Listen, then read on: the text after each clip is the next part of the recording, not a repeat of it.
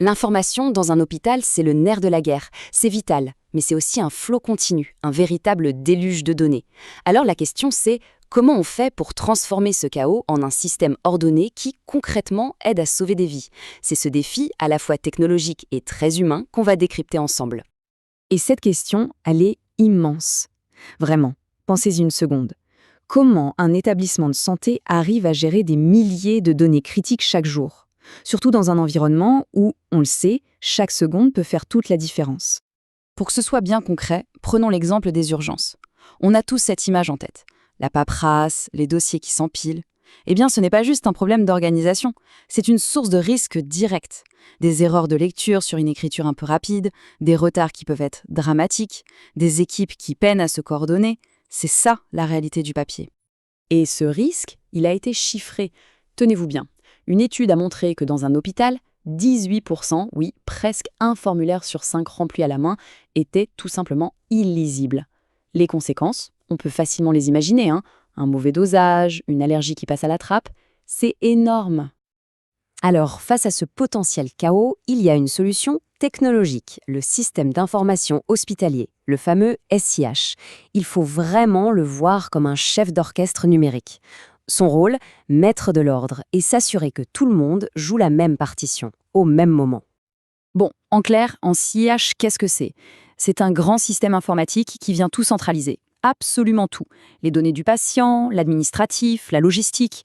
L'objectif est simple, mieux coordonner les soins, rendre les processus plus fluides et bien sûr sécuriser toutes ces données sensibles.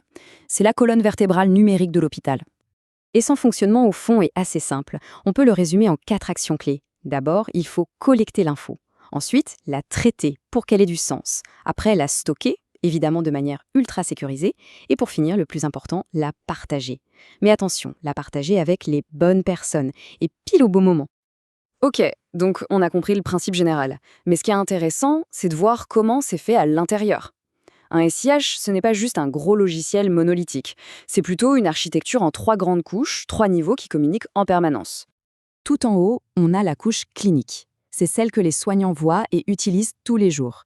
C'est le cœur du réacteur, le dossier patient numérique, les prescriptions faites sur ordinateur, les résultats de labo qui arrivent en direct, bref, tout ce qui touche aux soins du patient. Juste en dessous, il y a la couche administrative. Là, on est plus dans les coulisses de la gestion, les admissions, la facturation, le lien avec les assurances, l'archivage. C'est cette couche qui fait tourner la machine hôpital d'un point de vue administratif et financier. Et tout à la base, la 3e couche, le support. C'est la plus invisible, mais elle est fondamentale. C'est toute la logistique, la gestion des stocks de la pharmacie, la maintenance des équipements. En gros, c'est ce qui permet aux murs, aux machines et aux médicaments d'être là où il faut, quand il faut. Bon, sur le papier, tout ça a l'air parfait, une belle machine bien huilée, mais on le sait, entre la vision idéale et la réalité du terrain, il y a souvent un monde. Et c'est là qu'on touche aux vrais défis, aux difficultés très concrètes de ces projets. Et cette dualité, elle est très bien résumée ici. D'un côté, on a la promesse, améliorer la qualité des soins, blinder la sécurité des données, mieux utiliser les ressources. C'est l'objectif. Et de l'autre, on a les caillots dans la chaussure. La résistance au changement des équipes, les pannes de réseau qui paralysent tout, et parfois un vrai manque de formation numérique. Et pour voir à quel point ces défis sont réels, regardons les chiffres d'un audit mené dans un service de maternité. C'est assez frappant. À peine plus de la moitié des dossiers numériques sont vraiment complets. 12% d'erreurs sur l'identité des patients, c'est énorme. Et peut-être le pire, 45% du personnel fait une double saisie, c'est-à-dire qu'il note sur papier puis dans l'ordinateur. Imaginez la perte de temps et le risque d'erreur. Et cette phrase issue de l'audit résume parfaitement le problème.